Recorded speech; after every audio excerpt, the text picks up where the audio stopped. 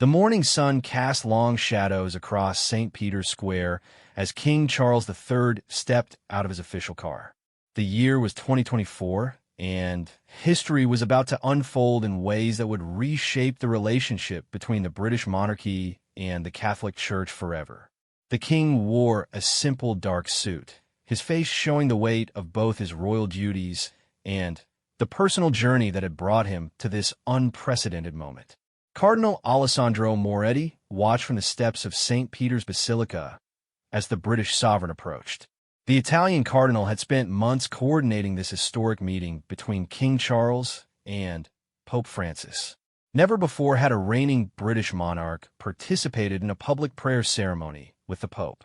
The political and religious implications were enormous. Your Majesty, Cardinal Moretti greeted the king with a respectful bow. His Holiness is waiting in the Apostolic Palace. The world is watching. King Charles nodded solemnly. Behind him, his security detail maintained a respectful distance, while Vatican guards formed a protective corridor. The king had insisted on minimal pomp and ceremony for this visit.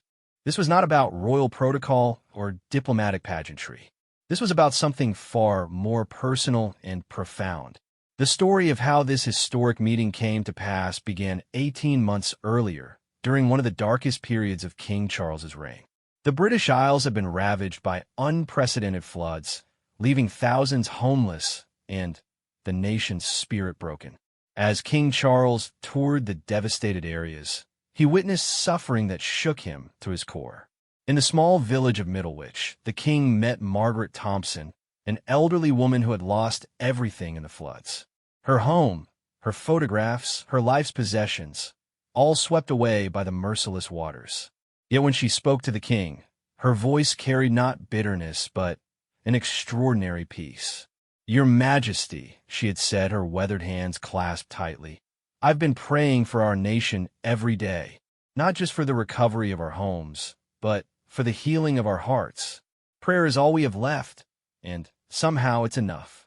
Those words haunted King Charles for weeks. As the son of Queen Elizabeth II, he had grown up understanding his role as defender of the faith and supreme governor of the Church of England. But Margaret's simple faith challenged him to consider prayer not as a ceremonial duty, but as a genuine source of comfort and strength. The king began reading extensively about interfaith dialogue and the power of collective prayer during times of crisis. He studied how different religious leaders throughout history had come together during humanity's darkest hours. The more he read, the more convinced he became that something unprecedented was needed to help heal not just Britain, but a world torn apart by division. It was during a private dinner with Archbishop Justin Welby that King Charles first voiced his extraordinary idea. The Archbishop nearly choked on his wine when the king suggested arranging a public prayer ceremony with Pope Francis. "Your Majesty," the Archbishop said carefully, "the constitutional implications alone would be staggering. You are the supreme governor of the Church of England. Public prayer with the Pope would raise questions about the nature of that role." King Charles set down his fork and looked directly at the Archbishop. "Justin, I've seen our people suffering. I've seen division tearing apart communities that once stood together. If my role as supreme governor means anything, surely it means using that position to bring comfort to our people, even if it means challenging centuries of tradition." The conversation that followed lasted deep into the night. The Archbishop presented every possible objection, every constitutional concern, every political ramification. But King Charles had made up his mind. The next morning, he instructed his private secretary to begin exploring the possibility of an informal approach to the Vatican. The initial response from Rome was cautious but intriguing. Pope Francis, known for his progressive approach to interfaith relations, was reportedly interested in the proposal. However, the Vatican's diplomatic corps was deeply concerned about the precedent such a meeting would set. For months, delicate negotiations took place through unofficial channels. The British government was kept informed, but maintained careful distance from the arrangements. Prime Minister Rishi Sunak privately supported the king's initiative, but made it clear that this was a personal religious matter not a state diplomatic mission. The breakthrough came when Cardinal Moretti suggested framing the event not as a formal diplomatic meeting, but as a simple act of interfaith prayer for world peace. This approach allowed both sides to participate without compromising their fundamental theological positions. The location was carefully chosen. While St. Peter's Square might seem the obvious venue, it carried too much symbolic weight. Instead, the gardens of the Apostolic Palace were selected, a private space that could accommodate a small gathering while still allowing for public documentation of the historic event. News of the planned meeting leaked to the British press 3 weeks before the scheduled date. The reaction was explosive and divided. Conservative members of Parliament questioned whether the king was overstepping his constitutional role. Religious leaders from various denominations offered everything from enthusiastic support to stern disapproval. Dr. Sarah Fleming, a constitutional scholar at Oxford University, appeared on numerous television programs to debate the implications. This represents either a profound evolution in the monarchy's relationship with faith, she argued, or a dangerous departure from established constitutional principles. There is no middle ground. The Church of England found itself in an impossible position. While officially supportive of interfaith dialogue, many clergy worried about the message such a meeting would send to Anglican faithful. Secret emergency meetings were held at Lambeth Palace as church leaders struggled to formulate an official response. Meanwhile, in Vatican City, Pope Francis faced his own challenges. Conservative cardinals questioned the wisdom of such a public display with the head of a church that had broken away from Rome nearly 500 years earlier. The Pope's response was characteristically direct. Christ called us to be peacemakers. How can we make peace if we refuse to pray together? King Charles spent the weeks leading up to the meeting in careful preparation. He met with religious scholars, read extensively about Catholic theology, and, most importantly, engaged in deep personal reflection about his own faith. This was not a political gesture or a diplomatic maneuver. This was a man genuinely seeking to understand how his personal beliefs could serve his people. The king's personal staff noticed a change in him during this period. Courtiers who had known him for decades observed that he seemed more centered, more purposeful. The weight of the crown, which had been visibly wearing on him since his coronation, seemed somehow lighter. 3 days before departure, King Charles held a private meeting with his sons, Prince William and Prince Harry. The conversation remained confidential, but sources close to the family suggested that both princes supported their father's decision, recognizing it as an act of genuine faith rather than political calculation. The journey to Rome was deliberately low-key. Instead of the usual state aircraft, King Charles flew on a regular commercial flight, albeit in first class with security arrangements. He spent the flight reading a collection of prayers from various Christian traditions, preparing his heart for what lay ahead. Upon landing at Rome's Fiumicino Airport, the king was greeted by Cardinal Moretti and a small delegation from the Vatican. The Italian media, always enthusiastic about royal visits, was kept at a respectful distance. This was not a state visit with all its attendant ceremonies. This was something entirely different. The drive through Rome's ancient streets gave King Charles time to reflect on the weight of history. These roads had been walked by emperors and saints, by pilgrims and conquerors. Now, a British king was traveling them on a mission that would have been unthinkable to his predecessors. As the Vatican walls came into view, King Charles felt a mixture of nervousness and anticipation. He had attended many religious ceremonies as a member of the royal family, but this felt different. There was no script for what was about to happen, no centuries of protocol to follow. This was uncharted territory. The papal apartments were quieter than King Charles had expected. Pope Francis had deliberately cleared his schedule to allow for a genuine conversation before the public prayer ceremony. The two men would have an hour together in private before stepping into the gardens where the world's cameras waited. Cardinal Moretti led the king through corridors lined with priceless art and artifacts representing 2 millennia of Christian history.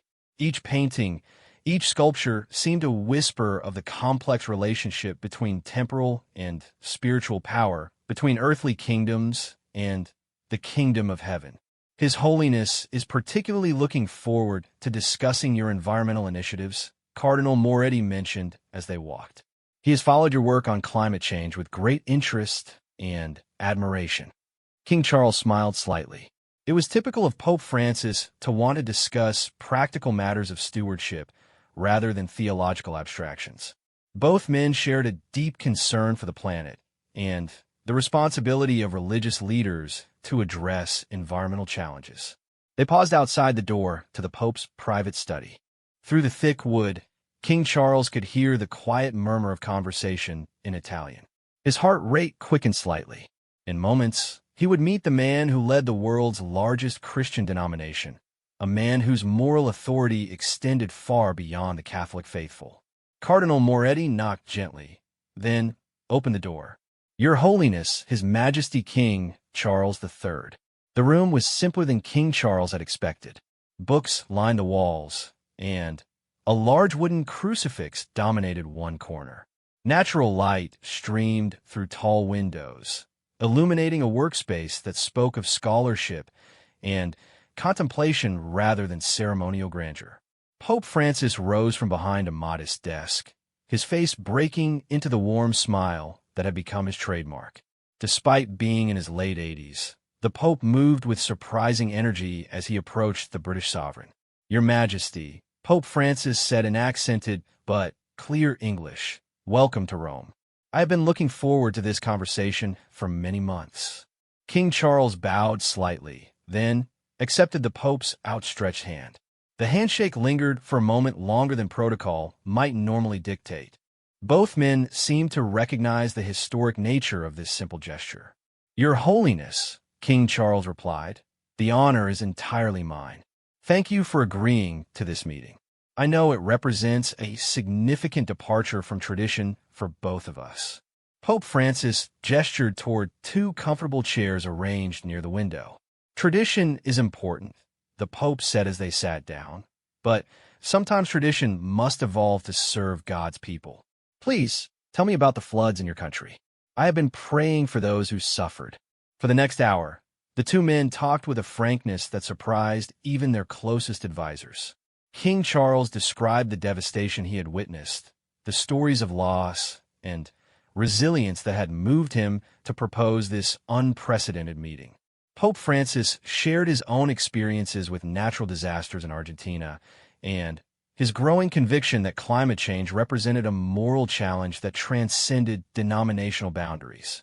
Prayer, Pope Francis said at one point, is not about asking God to change the weather. Prayer is about asking God to change our hearts, to help us see our responsibility to each other and to creation itself. King Charles found himself nodding in agreement. This conversation felt less like a diplomatic meeting and more like a discussion between two men genuinely seeking to understand how faith could address the challenges facing humanity. As their time together drew to a close, both men seemed reluctant to move to the public portion of their meeting. The cameras and microphones waiting in the garden would transform their intimate conversation into a global spectacle.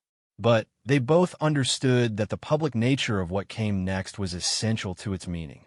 Cardinal Moretti appeared in the doorway to signal that the time had arrived. Representatives from the world's media had gathered in the designated area of the papal gardens. Security personnel from both the Vatican and Britain had established a careful perimeter that would allow documentation while maintaining dignity and reverence. King Charles and Pope Francis rose together. The Pope reached for a small prayer book from his desk, its leather cover worn smooth by years of use. Shall we go and show the world what it means to pray together? He asked with a gentle smile. As they walked toward the garden, King Charles felt the weight of history settling on his shoulders. Whatever happened in the next hour would be remembered and analyzed for generations to come. Religious leaders and constitutional scholars would debate its significance for decades.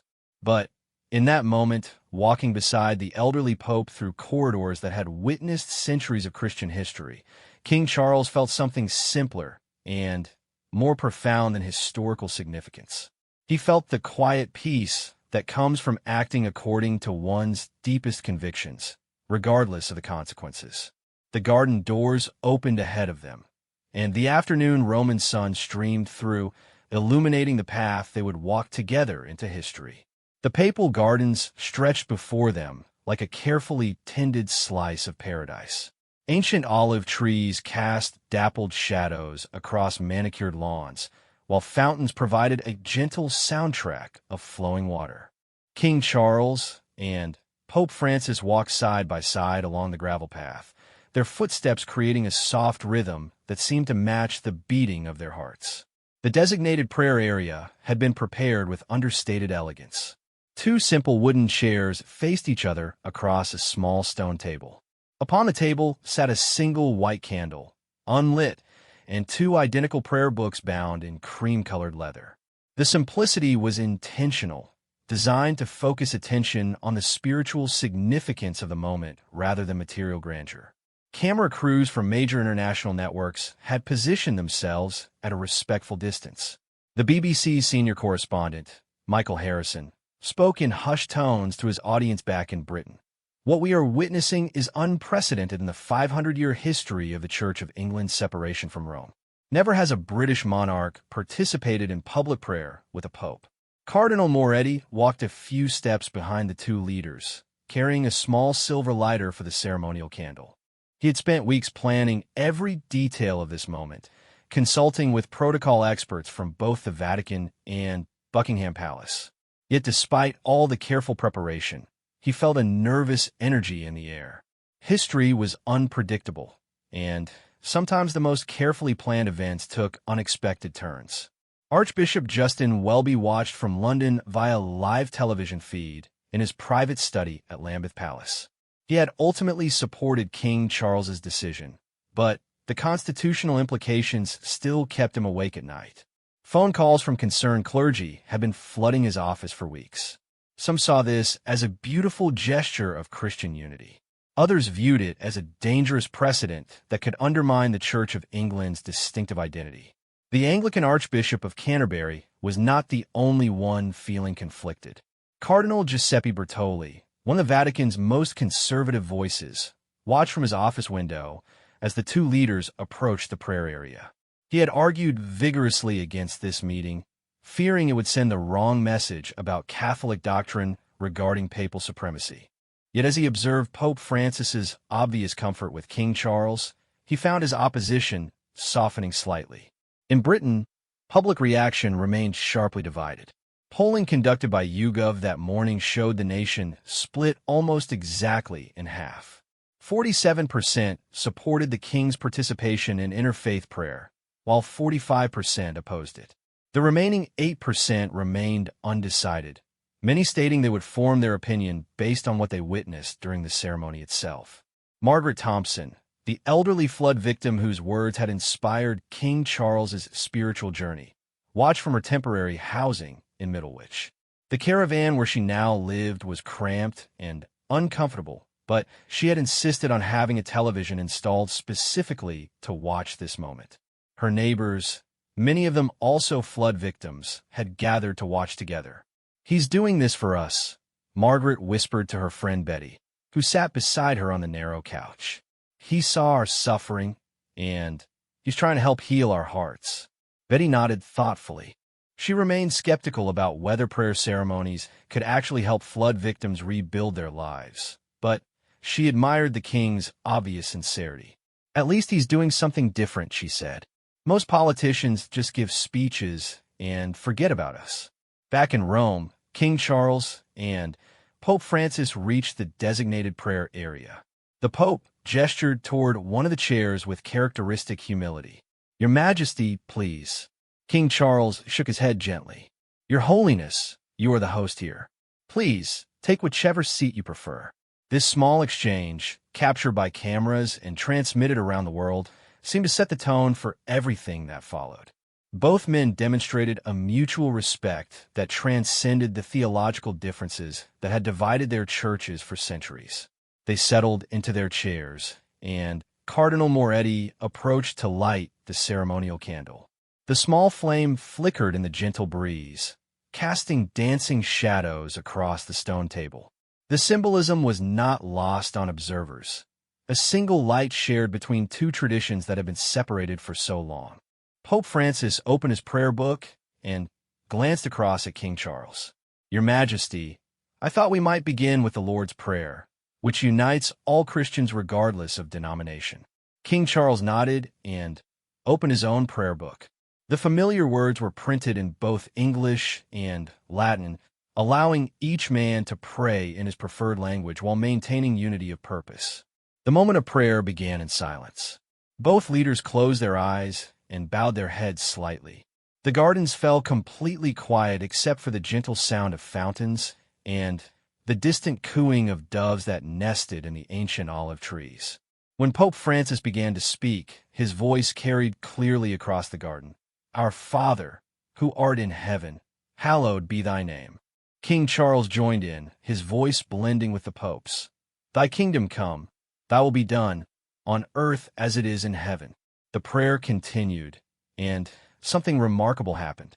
The tension that had filled the air moments before seemed to dissolve.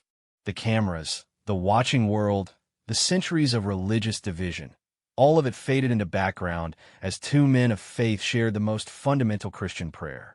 "Give us this day our daily bread, and forgive us our trespasses as we forgive those who trespass against us." In living rooms across Britain, families found themselves praying along. In Catholic churches around the world, evening congregations paused their own services to join this unprecedented moment of unity. Protestant denominations, Orthodox churches, and even some non-Christian communities participated in what was becoming a spontaneous global prayer circle. The prayer reached its conclusion. "For thine is the kingdom, and the power, and the glory forever and ever. Amen." Both men opened their eyes and looked at each other across the small table. A moment of understanding passed between them that seemed to surprise both leaders. This was not the awkward diplomatic moment many had predicted. This felt natural, right, even inevitable.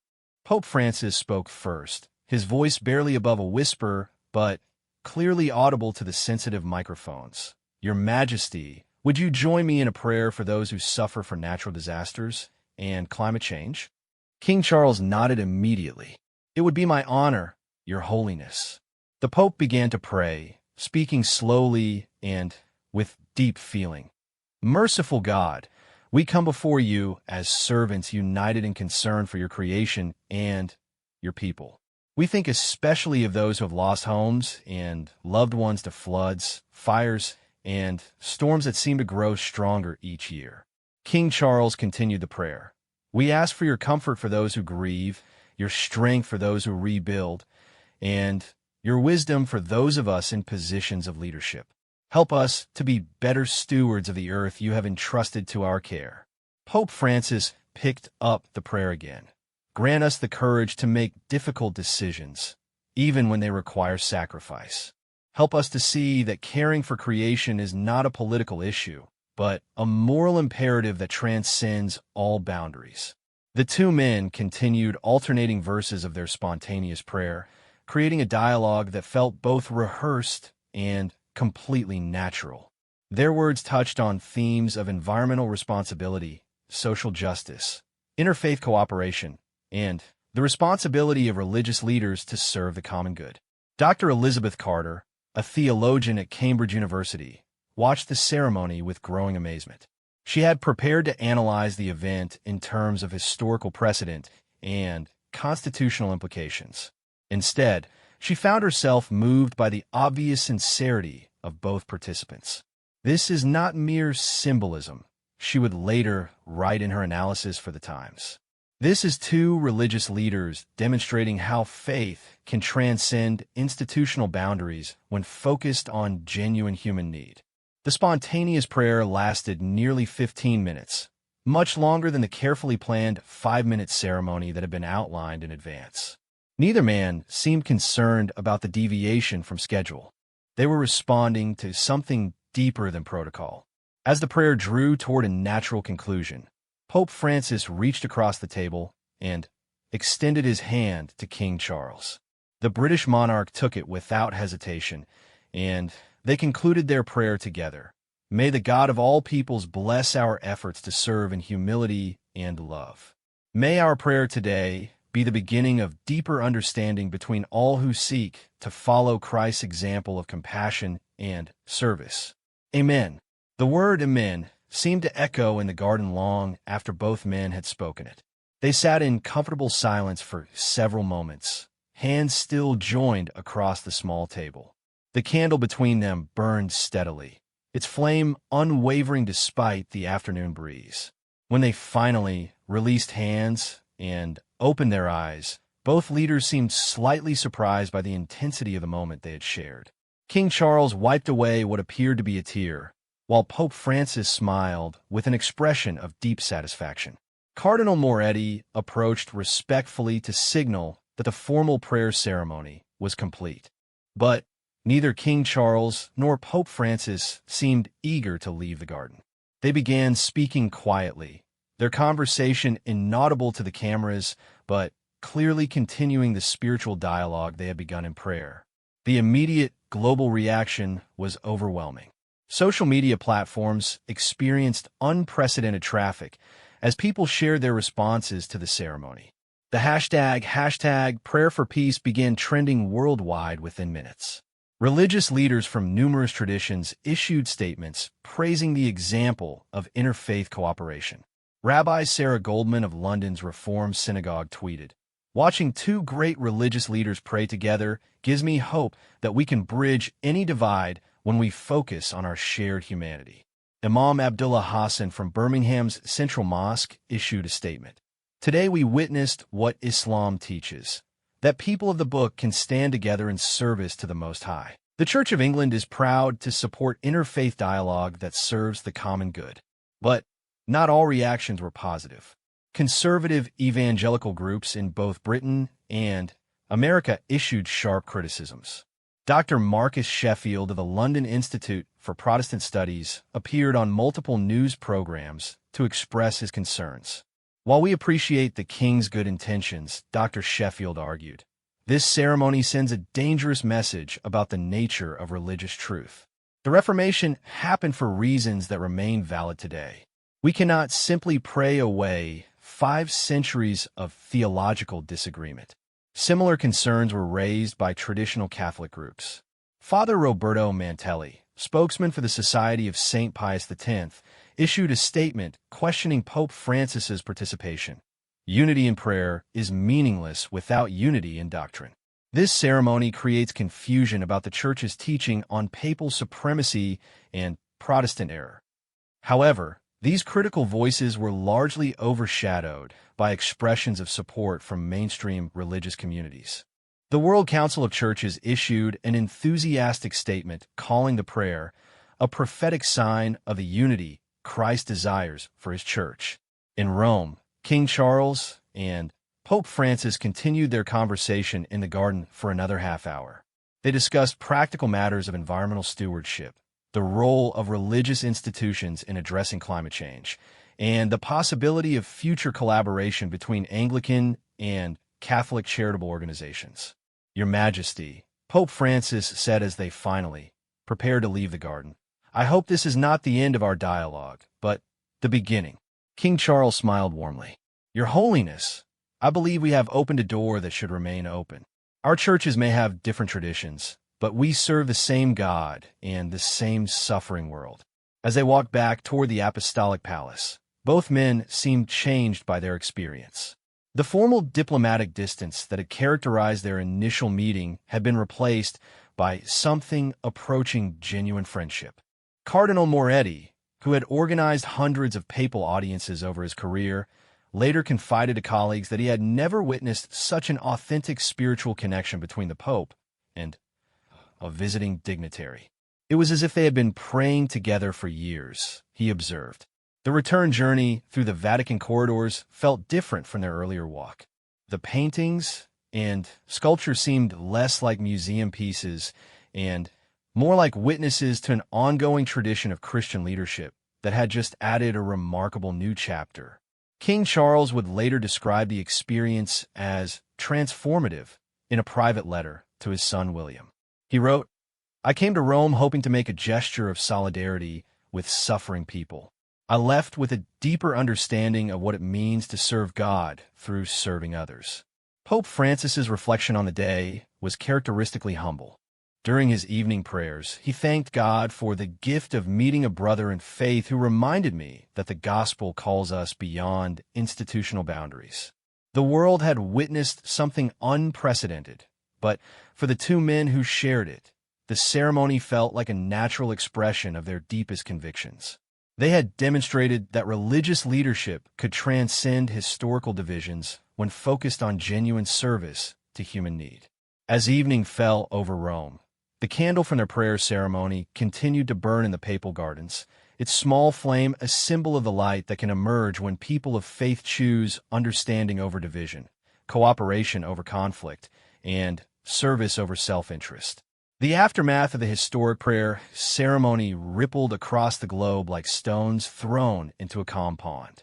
Within hours, news networks worldwide were broadcasting analysis and reaction from religious leaders, political commentators, and ordinary citizens whose lives have been touched by witnessing something unprecedented in modern history. King Charles's return journey to London was markedly different from his quiet departure to Rome. At Fiumicino Airport, small crowds of Italian Catholics had gathered to wave farewell, many holding handmade signs reading Grazie, Your Majesty, and Unity in Christ. The king, visibly moved by the spontaneous demonstration, stopped to shake hands and accept flowers from well-wishers before boarding his flight. During the flight back to Britain, King Charles spent time writing in his personal journal, a habit he had maintained throughout his adult life. His entries from that evening, later excerpted in his authorized biography, revealed the depth of his reflection on the day's events. I went to Rome carrying the weight of our people's suffering and returned carrying something far lighter, yet infinitely more powerful: hope. The ceremony was not about erasing theological differences, but about demonstrating that those differences need not prevent us from standing together in service to those who need our prayers and our action. Meanwhile, Pope Francis spent his evening in the private chapel of the Apostolic Palace, where he maintained his daily routine of personal prayer and reflection. Cardinal Moretti found him there several hours after King Charles's departure, kneeling before a simple wooden crucifix, apparently deep in contemplation. "Your Holiness," the cardinal whispered, "forgive the interruption, but the international response has been extraordinary. Perhaps you would like to review some of the statements." Pope Francis rose slowly, his 87-year-old frame showing the effects of the emotionally intense day. "Tomorrow, Alessandro. Tonight, I simply want to thank God for the grace we witnessed today. Sometimes the most important conversations happen not with words, but in the silence between them." The Pope's reflection proved prophetic. In the days following the ceremony, the most significant developments emerged not from official statements or diplomatic communications, but from grassroots movements inspired by what they had witnessed. In Manchester, England, Father Patrick O'Sullivan of St. Brigid's Catholic Church reached out to Reverend James Mitchell of the nearby Anglican parish of St. Mark's. The two men, who had been cordial neighbors for years without deeper engagement, arranged to meet for coffee the morning after the papal ceremony. "I watched that prayer yesterday," Father O'Sullivan told his Anglican colleague, "and I thought about all the people in our community dealing with the flooding aftermath. Maybe it's time we stopped working in parallel and started working together." Their conversation led to the formation of the Manchester Interfaith Recovery Alliance, which would become a model for similar organizations across Britain. Within 6 months, Catholic and Anglican parishes throughout the flood-affected regions were coordinating relief efforts, sharing resources, and conducting joint prayer services for community healing. Similar initiatives emerged spontaneously in cities across Europe and North America. In Dublin, Catholic and Anglican representatives began planning Ireland's first joint cathedral service in over 4 centuries. In Toronto, the Archbishop and the local Catholic bishop announced a collaborative environmental initiative inspired by what they termed the Rome example. However, not all reactions were positive. The controversy that had simmered before the ceremony exploded into open conflict in some quarters. Dr. Ian Pemberton, a prominent Anglican evangelical, organized a conference called Defending the Reformation that attracted over 2,000 participants from conservative Protestant denominations. King Charles may have good intentions, Dr. Pemberton declared to the packed auditorium in Birmingham. But intentions do not change theological reality. The Pope claims to be the vicar of Christ on earth. By praying with him publicly, our king has implicitly endorsed that claim. This represents a fundamental betrayal of the principles for which our ancestors died. The conference generated significant media attention and revealed deep divisions within British Christianity. Several prominent Anglican bishops published an open letter expressing serious concerns about the theological implications of the king's actions. The letter stopped short of directly criticizing the monarch, but called for urgent clarification of the Church of England's position on papal authority. Archbishop Welby found himself in an impossible position, caught between supporting the head of his church and maintaining unity within Anglican ranks. His response, delivered in a carefully worded statement, attempted to thread the needle. His Majesty's participation in interfaith prayer represents a personal expression of Christian commitment to peace and reconciliation. The Church of England's theological position regarding papal claims remains unchanged. We can pray with our Catholic brothers and sisters while maintaining our distinctive understanding of church authority and biblical interpretation. The Archbishop's nuanced position satisfied few on either side of the debate. Conservative evangelicals viewed it as insufficient protection of Protestant principles, while progressive Anglicans saw it as unnecessary hedging against an obviously positive development. The Roman Catholic response was more unified, but equally complex. Most Catholic bishops and theologians praised Pope Francis's initiative while carefully avoiding any suggestion that King Charles's participation implied acceptance of Catholic doctrine. Cardinal Vincent Nichols, the Archbishop of Westminster and senior Catholic leader in England, issued a thoughtful statement that became widely quoted. Yesterday we witnessed the Holy Spirit working through two faithful men to remind us that Christian love transcends institutional boundaries. This was not about doctrinal agreement, but about shared commitment to serving God's people in their hour of need. The Church rejoices when all who call upon Christ's name demonstrate his love for the world. The international Catholic press was overwhelmingly positive. L'Osservatore Romano, the Vatican's official newspaper, published a front-page editorial calling the ceremony a prophetic sign of the unity for which Christ prayed. Catholic newspapers from Sao Paulo to Manila carried similar editorials, praising both leaders' courage in transcending traditional boundaries. But perhaps the most significant reactions came from unexpected quarters. Rabbi David Goldstein of London's United Synagogue wrote an op-ed for The Guardian that captured global attention. As a Jewish leader, I watched yesterday's ceremony with profound admiration. These two men demonstrated something essential that politics has forgotten: the possibility of maintaining deep convictions while showing respect for others. In our fractured world, this example of principled dialogue offers hope that extends far beyond Christianity. Islamic leaders expressed similar sentiments.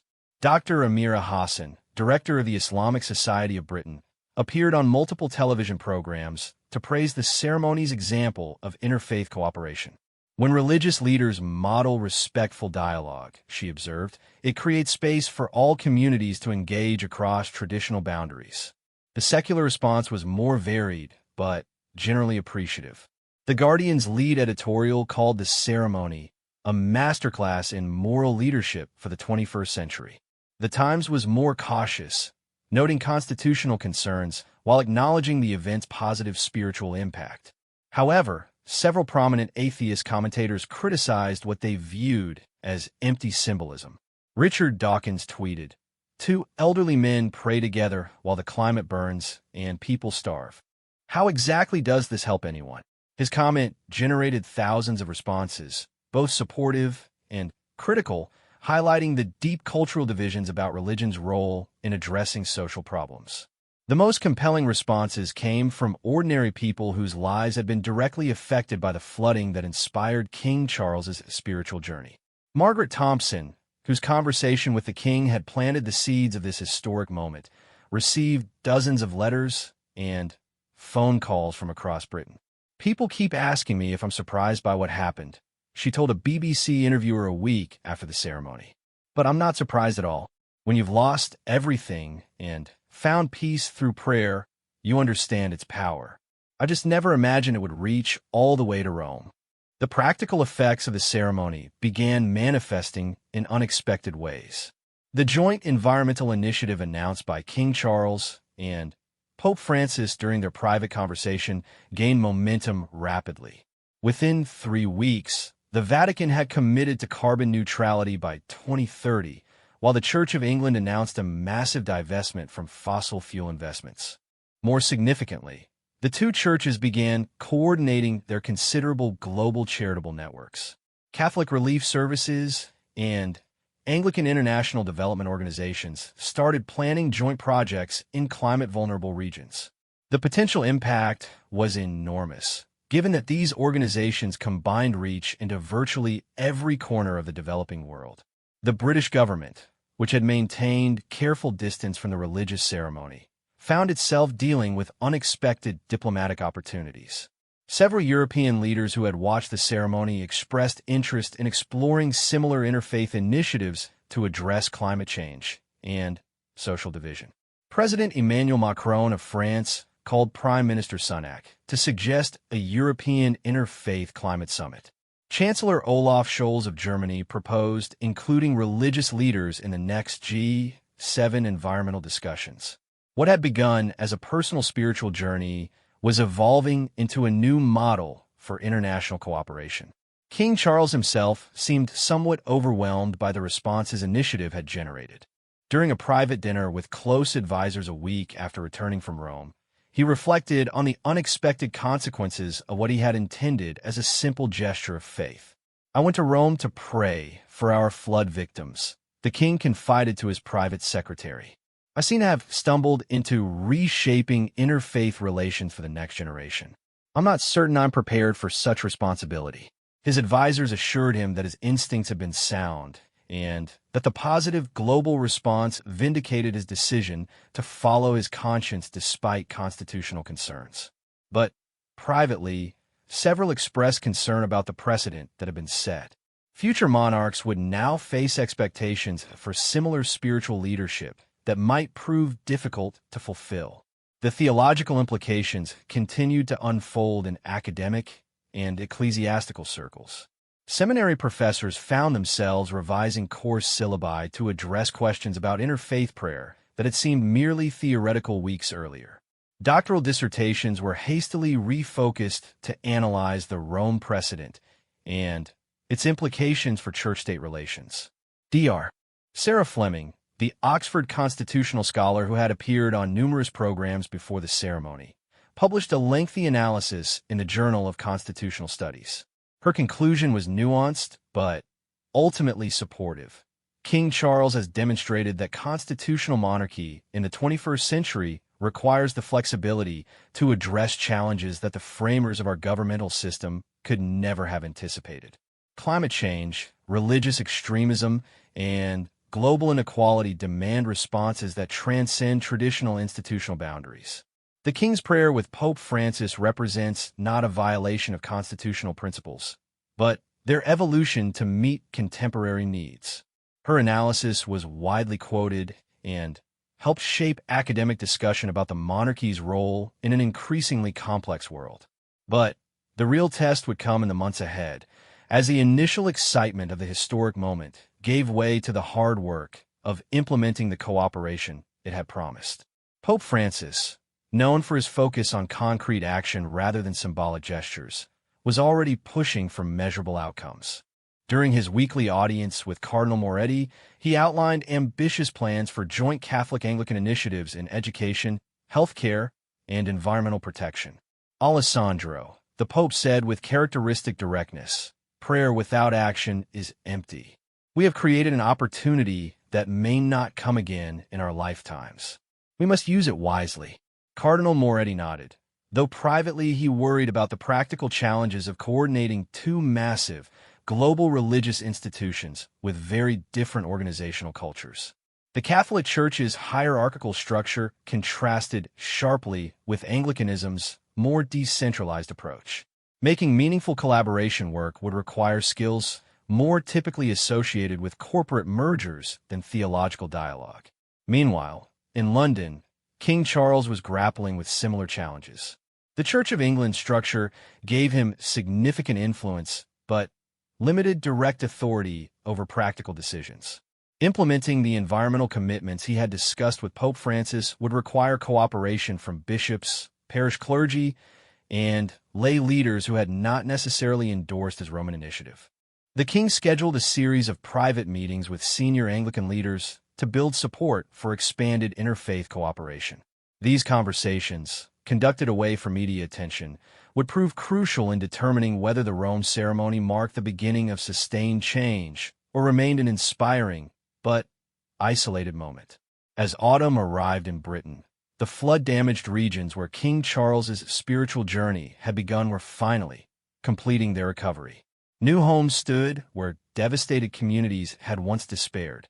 But the deeper healing that Margaret Thompson had spoken about was still ongoing, and increasingly it seemed connected to the larger conversation about faith, cooperation, and hope that the royal prayer ceremony had initiated. The world was watching to see whether the spiritual energy of that remarkable day in Rome could translate into lasting change or would fade like so many well-intentioned diplomatic gestures before it. 6 months after the historic prayer ceremony in Rome's papal gardens, the true measure of its impact became clear not in grand gestures or diplomatic statements, but in the quiet transformation of countless individual lives and communities across the globe. Margaret Thompson stood in the doorway of her new home in Middlewich, a modest but comfortable cottage built through a joint Catholic-Anglican housing initiative that had emerged directly from the cooperation sparked by the royal prayer ceremony. The flood that had destroyed her previous home now seemed like a distant nightmare, replaced by a reality she could never have imagined. When I spoke to His Majesty about prayer being all we had left, she reflected to the BBC journalist who had returned to document the reconstruction, "I never dreamed it would lead to all this." She gestured toward the street where a dozen new homes housed families who had been living in temporary accommodation since the floods. Each house bore a small plaque reading, "Built in partnership, Catholic Relief Services and Anglican World Development, inspired by the Rome Covenant." The Rome Covenant had emerged from 6 months of intensive dialogue between Vatican representatives and Church of England leadership. Unlike traditional theological agreements that focused on doctrinal differences, this document outlined practical areas of cooperation in addressing climate change, poverty, and social division. King Charles had followed the negotiations closely, occasionally providing input through private communications with Archbishop Welby. The king's role had evolved from initiator to elder statesman, offering encouragement when talks stalled and wisdom when competing priorities threatened to derail progress. The covenant signing ceremony, held at Canterbury Cathedral 3 months after the Rome prayer, had been deliberately low-key. Archbishop Welby and Cardinal Nichols signed the document in the presence of a small gathering of religious leaders, with King Charles serving as witness. The ceremony was streamed live, but without the media fanfare that had surrounded the papal prayer. We learned something important from Rome, Archbishop Welby explained to the gathered clergy. Sometimes the most powerful moments happen when we focus on service rather than symbolism. The practical results of the covenant were already transforming communities far beyond Britain's flood-damaged regions. In Bangladesh, Catholic and Anglican relief organizations had combined their networks to create the most effective climate adaptation program in the country's history. Thousands of families received flood-resistant housing, water purification systems, and training in sustainable agriculture. Dr. Fatima Rahman, who coordinated the Bangladesh program, reported remarkable success. When 2 major Christian organizations work together instead of competing for resources, we can accomplish things that seemed impossible separately. The Rome example showed us that institutional differences don't have to prevent practical cooperation. Similar programs were launched in the Philippines, where typhoon-resistant communities were being built through joint Catholic-Anglican efforts, and in Kenya, where interfaith agricultural initiatives were helping farmers adapt to changing rainfall patterns. The environmental commitments announced after the papal prayer had exceeded all expectations. The Vatican's carbon neutrality pledge had been achieved 18 months ahead of schedule through a combination of solar installations, reforestation projects, and radical changes in how papal events were conducted. The Church of England's fossil fuel divestment had triggered similar moves by Methodist, Presbyterian, and Baptist denominations worldwide. Pope Francis, now 88 years old, but energized by the visible results of his interfaith initiative, had become the global leader in religious environmental activism. His weekly audiences increasingly focused on creation care, and his influence had extended far beyond Catholic circles. During a video conference with environmental ministers from G20 nations, the Pope had delivered a message that became widely quoted. The prayer I shared with King Charles taught me that when people of different traditions unite around common purpose, God blesses their efforts beyond imagination. Climate change requires exactly this kind of unity.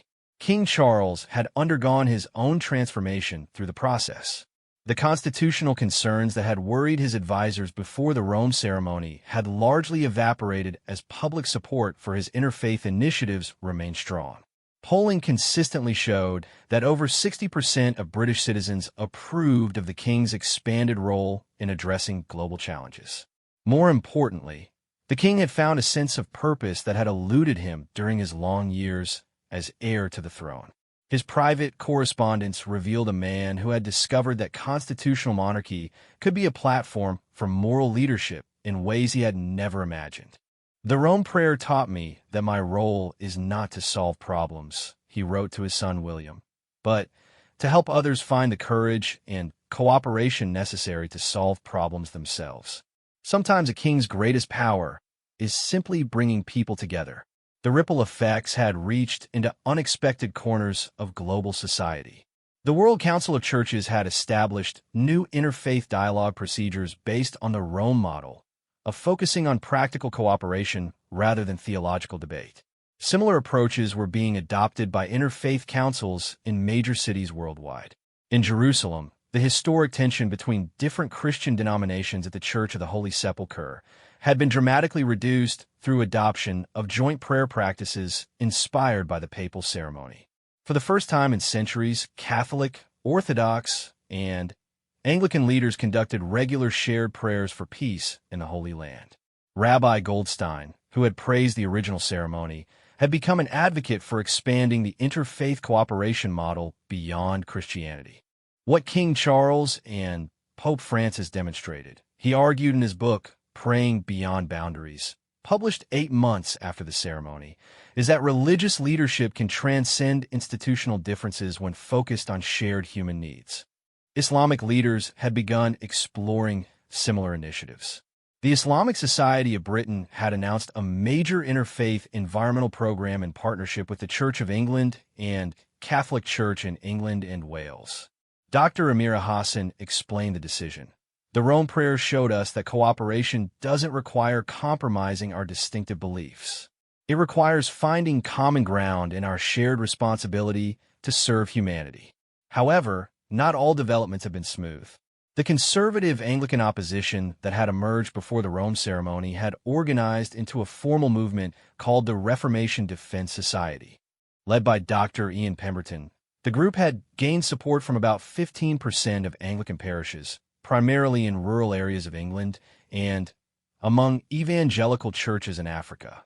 We respect King Charles as our monarch, Dr. Pemberton declared at the Society's annual conference in York, but we cannot accept the theological implications of his actions. The Anglican Church was founded on the principle that the Pope has no authority over English Christianity. That principle has been compromised by the Rome Covenant. The Society had petitioned the General Synod of the Church of England to formally repudiate the covenant and withdraw from interfaith initiatives that included the Catholic Church. The petition had gained enough support to force a formal debate, scheduled for the following spring. Archbishop Welby viewed the conservative resistance as a serious but manageable challenge. Every significant change in church history has faced opposition, he told King Charles during one of their regular private meetings. What matters is that the majority of our people see the fruits of this cooperation in their communities. The Archbishop's confidence was supported by polling data showing that Anglican laypeople overwhelmingly supported the interfaith initiatives. Parish-level cooperation with Catholic churches had increased dramatically, particularly in communities affected by economic hardship or environmental challenges. Pope Francis, despite his advanced age, had maintained an exhausting schedule of travel to support joint Catholic-Anglican projects worldwide. His visit to flood-affected regions of Britain 6 months after the papal prayer had drawn enormous crowds and demonstrated the global reach of the Rome example. Cardinal Moretti, who had organized the original ceremony, reflected on its lasting impact during an interview with Vatican Radio. When we planned that afternoon in the Papal Gardens, we hoped for a meaningful moment of prayer. We could never have imagined it would become the foundation for a new era of Christian cooperation. The Cardinal's observation proved prescient. Universities began offering courses in Rome model interfaith relations. Diplomats studied the ceremony as an example of how personal conviction could reshape institutional relationships. Business leaders examined it as a case study in transformational leadership. But the most profound impact remained at the grassroots level. In communities where Catholic and Anglican parishes had moved from suspicious coexistence to genuine partnership. The housing projects in flood-damaged regions were only the most visible examples of cooperation that now included shared food banks, joint youth programs, and collaborative responses to domestic violence and addiction. Father O'Sullivan and Reverend Mitchell in Manchester had become reluctant celebrities as their Interfaith Recovery Alliance was studied and replicated across Britain. Their simple coffee conversation after the papal prayer had evolved into a network of over 200 cooperating parishes throughout England and Wales. The Rome prayer gave us permission to do what we secretly wanted to do all along, Father O'Sullivan explained to researchers studying their model. It showed us that unity doesn't require uniformity, that we can work together while maintaining our distinctive traditions. As the first anniversary of the papal prayer approached, planning began for a commemorative ceremony. Both King Charles and Pope Francis had expressed interest in marking the occasion, though both insisted it should focus on celebrating the practical achievements rather than the symbolic moment that had inspired them. Margaret Thompson received an invitation to attend the anniversary ceremony, recognizing her role in inspiring King Charles's spiritual journey. At 83 years old and in uncertain health, she was not sure she would be able to travel, but she was determined to try. That conversation with the king changed both our lives, she told her friend Betty. He went to Rome and prayed with the Pope. I got a new house and a stronger faith. Sometimes God works in mysterious ways. The anniversary would also mark the publication of King Charles's memoir, tentatively titled Faith Beyond Boundaries. Written with characteristic thoughtfulness, the book explored how the papal prayer had changed his understanding of royal duty, religious leadership, and the possibility for positive change in an increasingly divided world. Early excerpt from a memoir revealed the king's continued amazement at what had emerged from that afternoon in Rome. I went seeking to offer comfort to my people in their suffering. Instead, I discovered that comfort comes not from words or gestures, but from the genuine relationships we build across the boundaries that have divided us for far too long. Pope Francis, despite repeated requests for interviews about the ceremony's anniversary, had characteristically deflected attention from himself to the ongoing work. The prayer was one afternoon. The real miracle is what communities around the world have built in the months since. That is where we should focus our celebration. The Papal Gardens, where the historic prayer had taken place, had become an unexpected pilgrimage destination. The stone table where King Charles and Pope Francis had sat remained in place, with the addition of a simple bronze plaque reading, "Here on this day, two servants of God demonstrated that faith unites more than doctrine divides." Visitors from around the world came to pray at the site, often in interfaith groups that would have been unimaginable before the papal ceremony. The Vatican had established regular interfaith prayer services in the gardens, always conducted with the same simplicity that had characterized the original event. Cardinal Bertoli, who had initially opposed the papal prayer, had become one of its strongest advocates after witnessing its fruits. "I was wrong to worry about theological implications," he admitted in a rare interview. "God has clearly blessed this initiative beyond our human understanding." As winter gave way to spring in the year following the papal prayer, the communities rebuilt after Britain's devastating floods prepared for their first full growing season in their new homes. Gardens planted in hope were beginning to bloom. Children were playing in parks that had been underwater just 18 months earlier, and neighbors who had been strangers were becoming friends through shared trials and shared blessings. Margaret Thompson, despite her age and health concerns, had indeed made the journey to the anniversary ceremony. Sitting in Canterbury Cathedral as Archbishop Welby and Cardinal Nichols renewed their commitment to the Rome Covenant, she reflected on the journey that had begun with her simple words about prayer being enough. "It was enough," she whispered to herself as the congregation joined in the same Lord's Prayer that had united King Charles and Pope Francis in Rome. Prayer really was enough. Not because it changed the weather or rebuilt our houses, but because it changed our hearts. And that changed everything else.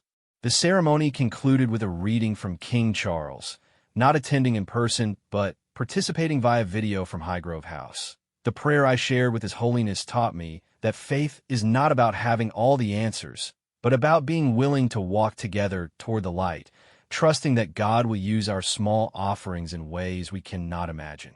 As the congregation filed out of Canterbury Cathedral that evening, the bells rang across the ancient city, their sound carrying across centuries of history and forward into a future that had been forever changed by one afternoon of simple prayer in a Roman garden.